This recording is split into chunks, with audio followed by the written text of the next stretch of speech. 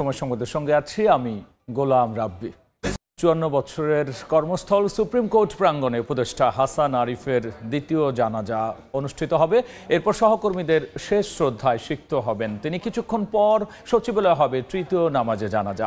সকাল 11টার দিকে অন্তর্বর্তী সরকারের বিমান ও পর্যটন এবং ভূমি উপদেষ্টা AFM হাসান আরিফের মরদেহ আনা হয় দীর্ঘদিনের কর্মস্থল সুপ্রিম কোর্টে।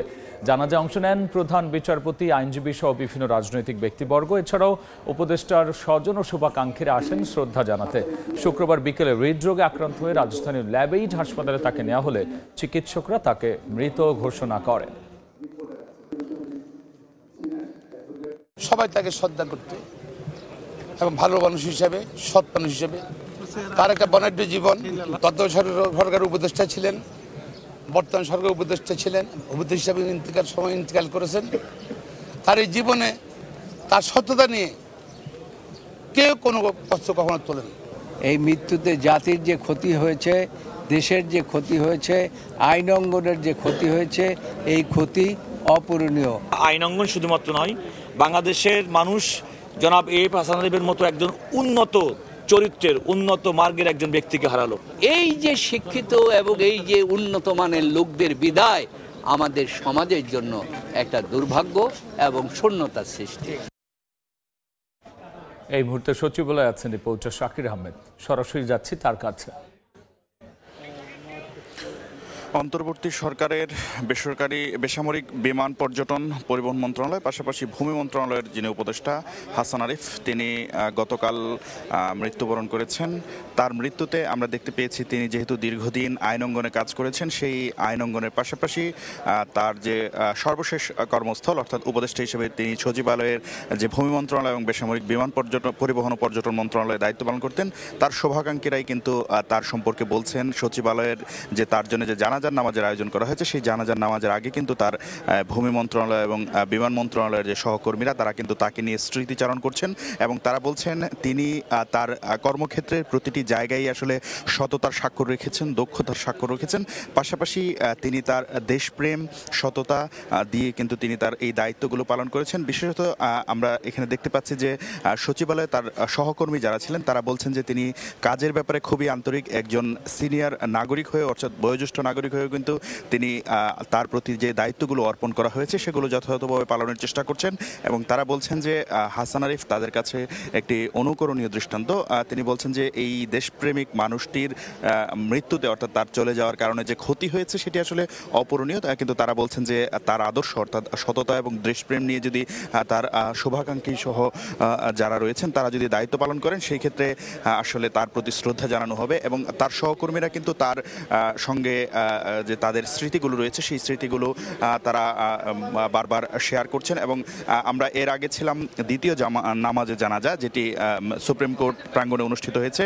সেই সুপ্রিম কোর্ট প্রাঙ্গণ থেকেও কিন্তু তার আইন অঙ্গনের যে সহকর্মী অর্থাৎ তিনি যখন অ্যাটর্নি জেনারেলের দায়িত্ব পালন করেছেন সেই তার সহকর্মীরা পরবর্তীতে তিনি দীর্ঘ সময় আসলে আদালতে বিভিন্ন মামলায় লড়েছেন, সেই সহকর্মীরাও কিন্তু তার সঙ্গে কাটানো মুহূর্তগুলো বা তার সঙ্গে যে তাদের পেশাগত জীবনের যে অভিজ্ঞতাগুলো সেগুলো শেয়ার করেছেন এবং তারাও বলেছেন যে আইনঙ্গনও কিন্তু হাসান আরিফের মতো একজন বিজ্ঞ আইনঙ্গনের যে তারকা, তার মৃত্যুতে কিন্তু আইনঙ্গন ক্ষতিগ্রস্ত হয়েছে এবং তারা বলছেন যে এই অপূরণীয় ক্ষতি আসলে কোনোভাবেই পূরণ হবার মতো নয় এবং তারা বলছেন যে দেশের প্রতিটি ক্রান্তিকালী এই হাসান আরিফ যেভাবে দাঁড়িয়েছেন ঠিক একজন দেশপ্রেমিক মানুষের পরিচয়ই কিন্তু তিনি দিয়েছেন।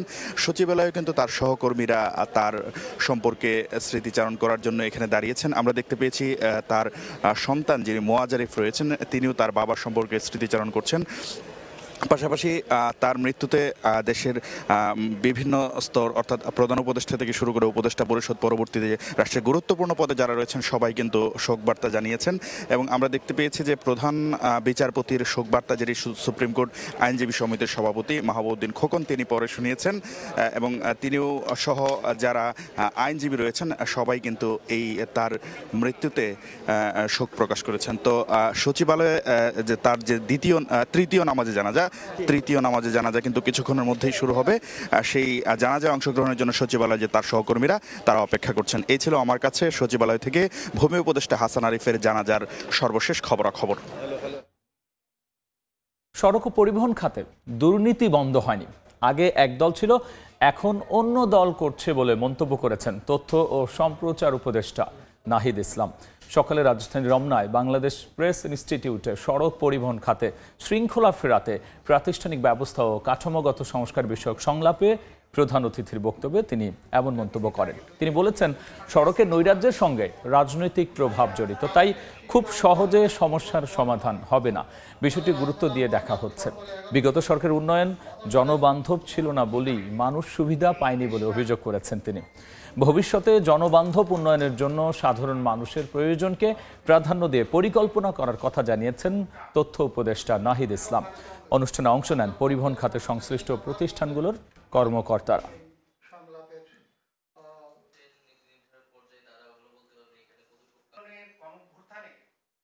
আগে একদল দুর্নীতির সাথে জড়িত ছিল, এখন অন্য দল দুর্নীতির সাথে জড়িত, বাট দুর্নীতিটা চলমান আছে।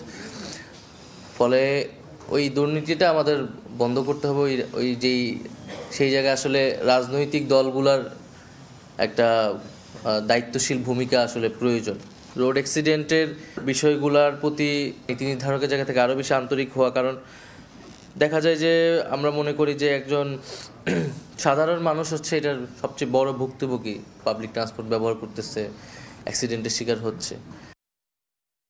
মধ্যম চালকের প্রাইভেট কারের ধাক্কায় সহপাঠী নিহতের ঘটনায় বিচার দাবিতে বুয়েট ক্যাম্পাসের সমাবেশে কথা বলছেন শিক্ষার্থীরা। আমরা সরাসরি যাচ্ছি সেখানে। পাশাপাশি আমরা পূর্বেও দেখেছি প্রভাবশালী পরিবারের সদস্যবৃন্দ কোনো অপরাধের সাথে যুক্ত থাকলেও, কোনো সিভিয়ার অফেন্সে যুক্ত থাকলেও পরবর্তীতে প্রভাব খাটিয়ে বিচার প্রক্রিয়া থেকে তাদের নিস্তার লাভের দৃষ্টান্ত। আমরা এই ঘটনায় এই ব্যাপারটির আশঙ্কা করছি। শুরু থেকেই মামলা নেওয়ার ক্ষেত্রে টালবাহানা এবং হত্যাকারীর পরিবারে বিভ্রান্তিকর এবং মিথ্যা তথ্য নিউজ মিডিয়ায় প্রদান থেকে শুরু করে বিভিন্নভাবে বিচার প্রক্রিয়াকে ভিন্ন দিকে নিয়ে যাওয়ার প্রচেষ্টা আমাদেরকে শঙ্কিত করেছে। আমরা বিশ্বাস করি এই নতুন স্বাধীন বাংলাদেশে এই খুনের ন্যায় বিচার অবশ্যই প্রতিষ্ঠিত হবে। আমরা মাসুদ, অমিত, মেহেদীর সহপাঠীরা তাদের সুবিচার প্রাপ্তির ব্যাপারে দৃঢ় প্রতিজ্ঞ। আমরা সরকারের কাছে দাবি জানাচ্ছি, সড়কের নিরাপত্তা আইন জোরদার করুন, দেশের বিচার ব্যবস্থাকে একটি গোষ্ঠীর হাতে জিম্মি হওয়ার হাত থেকে রক্ষা করুন। আর কোনো প্রাণ যেন এভাবে সড়কের কোনো মাতাল নেশাগ্রস্ত ব্যক্তির হাতে না ঝরে, আর কোনো পরিবার যেন তার নিজেদের সন্তানকে না হারান, কোনো মায়ের কোল যেন আর খালি না হয়, এ ব্যাপারে দৃষ্টি প্রদানের দায়িত্ব সরকারের, সাধারণ জনগণের পাশাপাশি সরকারেরও। এই ঘটনার দৃষ্টান্তমূলক শাস্তি নিশ্চিতকরণের মাধ্যমে দেশে একটি দৃষ্টান্ত স্থাপন করুন। অপরাধী যে পরিবারই সদস্য হোক না কেন, কেউই আইনের ঊর্ধ্বে নন। এই ব্যাপারটি পুনরায় প্রতিষ্ঠিত হোক। আমাদের দাবি সমূহ: 1. যে কোনো মূল্যে হত্যাকাণ্ডের সর্বোচ্চ শাস্তি নিশ্চিতকরণ। 2. আহতদের চিকিৎসার সম্পূর্ণ ব্যয়ভার অবশ্যই বিবাদী পক্ষকে বহন করতে হবে। 3. নিহত মাসুদের পরিবারকে যথোপযুক্ত ক্ষতি প্রদান করতে বিবাদী পক্ষকে বাধ্য করতে হবে। 4. তদন্ত কার্যক্রমে বাধা প্রদানের চেষ্টা করলে তাদের বিরুদ্ধে অভিযোগ সাপেক্ষে আইনানুগ ব্যবস্থা নিতে হবে। 5. সড়ক দুর্ঘটনার কারণে আর কোনো প্রাণ যেন না যায় এবং সড়কের নিরাপত্তা যেন নিশ্চিত হয়, সেই ব্যাপারে যথোপযুক্ত ভূমিকা রাখতে সরকারের কাছে দাবি জানাচ্ছি। সবাইকে ধন্যবাদ।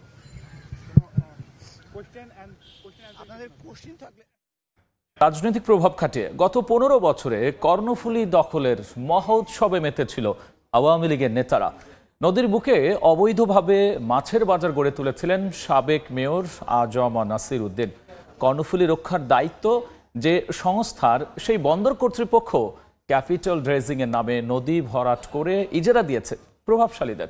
নদী ও খাল রক্ষা আন্দোলনের নেতারা বলছেন, গত এক যুগে নদীর প্রশস্ততা কমেছে 400 মিটার। আর এই অবস্থায় সব সংস্থাকে নিয়ে নদী বাঁচানোর আশ্বাস জেলা প্রশাসন আর সিটি কর্পোরেশনের। আশরাফুল আলম মামুনের ক্যামেরায় দেখব শফিকুল আলমের রিপোর্ট। অর্থনীতির চালিকা শক্তি চট্টগ্রাম বন্দরের প্রাণ কর্ণফুলী নদী, কিন্তু ভূমিদস্যুদের কবলে পড়ে নদীটি এখন অস্তিত্ব সংকটের পথে। পানি প্রবাহ বাধাগ্রস্ত করে গড়ে তোলা হয়েছে মাছের বাজার সহ অসংখ্য অবৈধ স্থাপনা। নদীতে মালামাল টানার কাজ করা সাম্পান মাঝিদের অভিযোগ, খুদ চট্টগ্রাম বন্দর কর্তৃপক্ষই 2016 সালে ক্যাপিটাল ড্রেজিংয়ের নামে নদীটির অনেকাংশ ভরাট করে। পরে রাজনৈতিক প্রভাব খাটিয়ে ইজারা নিয়ে শাহ আমানত সেতুর পশ্চিমে অবৈধভাবে নতুন ফিশারি ঘাট গড়ে তোলেন সাবেক মেয়র আজম নাসির উদ্দিন। বন্দর কর্তৃপক্ষের সহায়তায় রাজনীতিবিদরা ক্ষমতার অপব্যবহার করে সেতুর পূর্ব পাশে গড়ে তোলেন বিশাল বালুমহাল। নদীও ওখানে ছিল, এই বিল্ডিং এর ডাকা ছিল, এখান থেকে ভর্তি মানে এদিকে চলে এসছে। চট্টগ্রাম নদী ও খাল রক্ষা আন্দোলনের নেতারা বলছেন 1985 থেকে 2021 পর্যন্ত 36 বছরে নদীর প্রশস্ততা কমেছে 542 মিটার। সংগঠনের জরিপ অনুযায়ী গত এক যুগ আগেও শাহ আমানত সেতু এলাকায় কর্ণফুলীর প্রশস্ততা ছিল 886 মিটার, এখন কমে হয়েছে 510 মিটারে। স্বপ্ন দেখার বিভিন্ন প্রক্রিয়াতে কিন্তু আমরা কর্ণফুলীকে রাখছি না, এই না ভাবাটা বৃহত্তর একটি জনগোষ্ঠী সহ দেশের অর্থনীতি ক্ষতিগ্রস্ত হবে। হাইকোর্টের নির্দেশে 2019 সালে নদীপাড়ের 200-র বেশি অবৈধ স্থাপনা উচ্ছেদ করেছিল জেলা প্রশাসন। 8 জানুয়ারি পর্যন্ত একটা এমবার্গো আছে, এই এমবার্গোটা উঠে যাওয়ার পরে আমরা কার্যক্রমে হাত দেব। বন্দর সিটি কর্পোরেশন সহ অন্য যে সংস্থাগুলো আছে, আইন শৃঙ্খলা বাহিনী, সব মিলিয়ে আমাদেরকে যৌথ ভূমিকা রাখতে হবে। বেহাল দশা কর্ণফুলীর সঙ্গে সংযুক্ত 57টি খালেরও দখলে এগুলোর বেশিরভাগই শুরু হয়ে গেছে। আমি যেখানে দাঁড়িয়ে আছি এখানে একসময় কর্ণফুলী নদী ছিল। ভূমিদস্যুদের কবলে পড়ে আমার উত্তরে প্রায় 200 মিটারের মতো নদী দখল হয়ে গেছে। এভাবে চলতে থাকলে অচিরেই বন্দরের প্রাণ এই কর্ণফুলী নদী অস্তিত্ব সংকটে পড়বে। শফিকুল আলম, সময় সংবাদ, চট্টগ্রাম। সময় সংবাদে আরও থাকছে। বিকেলে বিসিবির জরুরি সভা, মূল এজেন্ডা বিপিএল, আলোচনা হবে চ্যাম্পিয়ন্স ট্রফির দল, নতুন বছরের পরিকল্পনা আর এনসিএল টি20-র সূচি নিয়েও। এবার বাণিজ্যের খবর।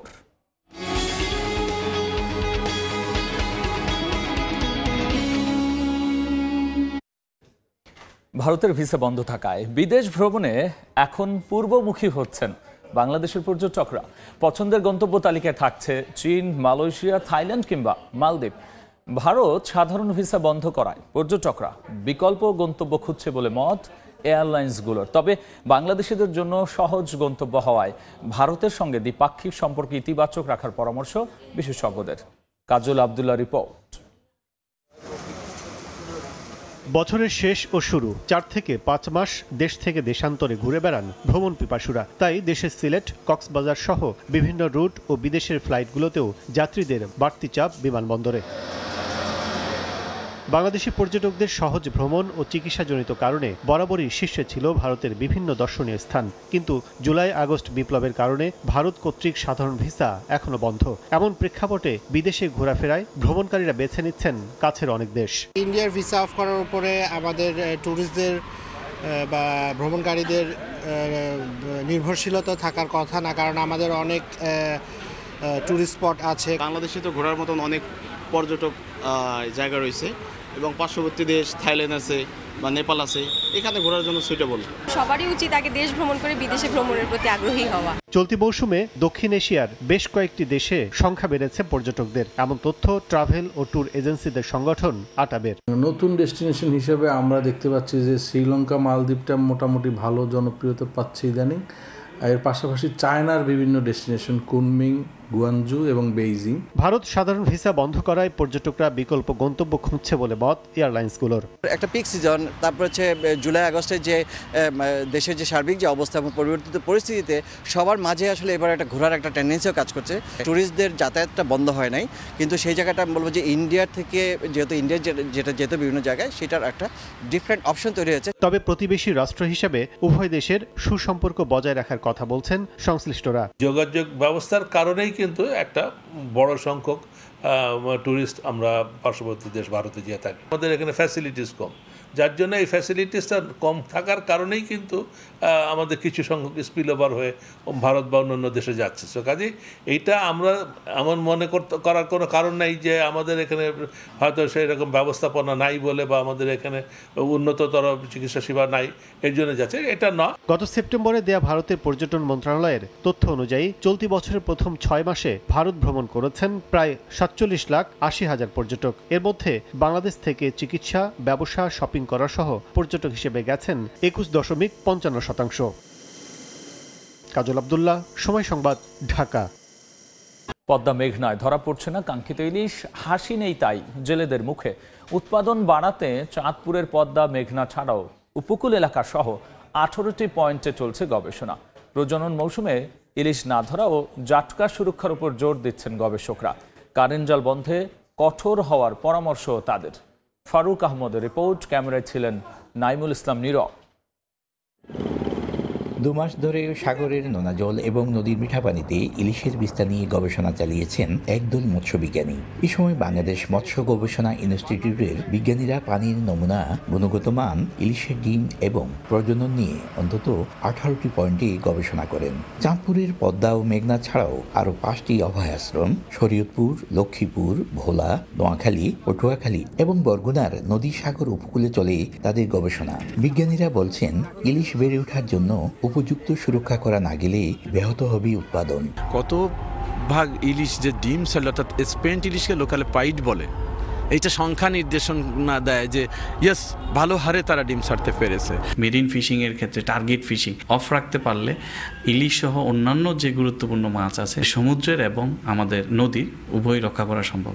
এদিকে জেলেরা বলছেন, আগের মতো ইলিশ নেই, তাই জালেও ধরা দিচ্ছে না, কারণ তার মধ্যে নির্বিচারে নিধন হচ্ছে জাটকা। তাই বন্ধ করতে হবে কারেন্ট জালের ব্যবহার। আগে যেরকম মাছ পাইতাম ওরকম মাছ এমন নাই। কারেন্ট জাল, মুসি জাল, এই জালগুলো কিন্তু মাছের জীবন নষ্ট হয়ে গেল। এখন মাছ নাই বলতে গেলে চলে যায়। অন্যদিকে চাঁদপুর সহ দেশের বড় মোকামগুলোতে আগের মতো ইলিশ না মেলায় হতাশ ব্যবসায়ী নেতারা। আগে প্রতিদিন 2-4-5 হাজার মন মাছ হইতো, সেখানে 500 মন মাছ হয় না এবার, তাহলে বাড়লো কোথায়? বাংলাদেশ মৎস্য গবেষণা ইনস্টিটিউটের সবশেষ তথ্য মতে দেশে বর্তমানে ইলিশের উৎপাদন 5,71,000 মেট্রিক টন। ফারুক আহমদ, সময় সংবাদ, চাঁদপুর। দেখছেন সময় সংবাদ। মৌলভীবাজার সরকারি উচ্চ বিদ্যালয় মাঠে জামায়াতে ইসলামের কর্মী সম্মেলনে বক্তব্য রাখছেন দলটির আমির ডাক্তার শফিকুর রহমান। আমরা সরাসরি যাচ্ছি তার বক্তব্যে। তিনি ওখানে বসে রাজনৈতিক হুঙ্কার বিচারকের চেয়ারে বসে। আল্লাহ তাআলা ন্যায় বিচারক, আসল বিচারটা হবে আসরের দিন, কিন্তু দুনিয়ায় আল্লাহ কিছু করেন, তাইলে দুনিয়ার ভারসাম্য রক্ষা হবে। তাই সামান্য একটু আমরা দেখেছি মাত্র, আসলটা আল্লাহ তাআলার জিম্মায় রয়ে গিয়েছে। এই সমস্ত খুনি, সন্ত্রাসী, সকল অপরাধী, এরা রাজনীতিবিদ নয়, এরা দুর্বৃত্ত। এই দুর্বৃত্তদের বিচার বাংলার মাটিতে করতে হবে। প্রত্যেকটা অন্যায়ের অপরাধের বিচার করতে হবে। প্রিয় ভাইয়েরা, জাতিকে এরা 53টি বৎসর কায়দায় কৌশলে ফ্যাসিজমের মাধ্যমে বিভিন্ন ভাগে বিভক্ত করে রেখেছে। স্বাধীনতার পক্ষের শক্তি, বিপক্ষের শক্তি, মেজরিটি শক্তি, মাইনরিটি শক্তি, কতভাবে যে এরা ভাগ করেছে এটা। কারণ একটা জাতিকে যখন টুকরা টুকরা করা যায় তখন তাদের। মৌলভীবাজারে কর্মী সম্মেলনে বক্তব্য রাখছিলেন জামায়াতের আমির ডাক্তার শফিকুর রহমান। আমরা সরাসরি ছিলাম সেখানে। সেগুনবাগিচায় ব্রডকাস্ট জার্নালিস্ট সেন্টার বিজেসির 5ম সম্প্রচার সম্মেলনে বক্তব্য রাখছেন সিনিয়র সাংবাদিক শফিক রেহমান। আমরা সরাসরি যাচ্ছি সেখানে। বলতে চাই না নিজের কথা, তো বলতেই হবে, কারণ আমি তো আমি আমার কথা না বলতে বুঝবেন না যে আমি কে।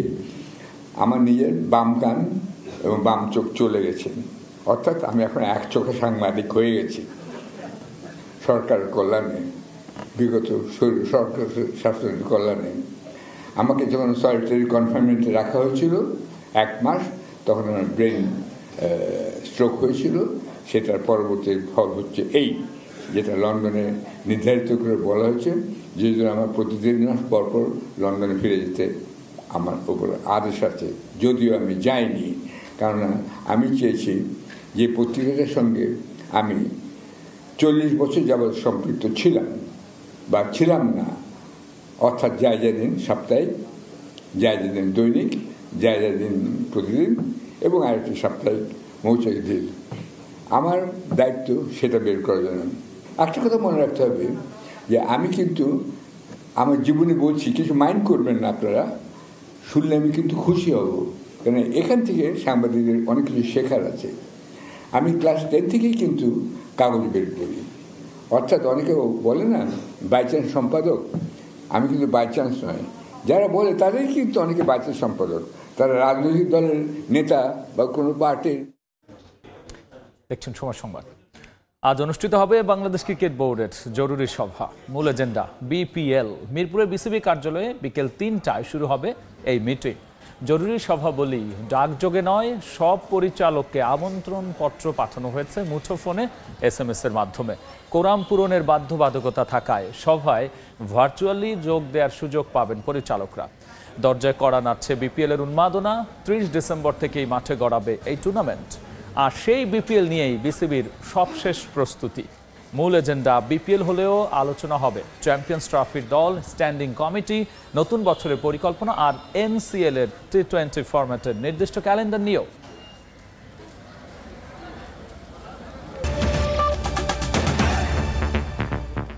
এই ছিল এখনকার মতো সময় সংবাদে। সঙ্গেই থাকুন সময়।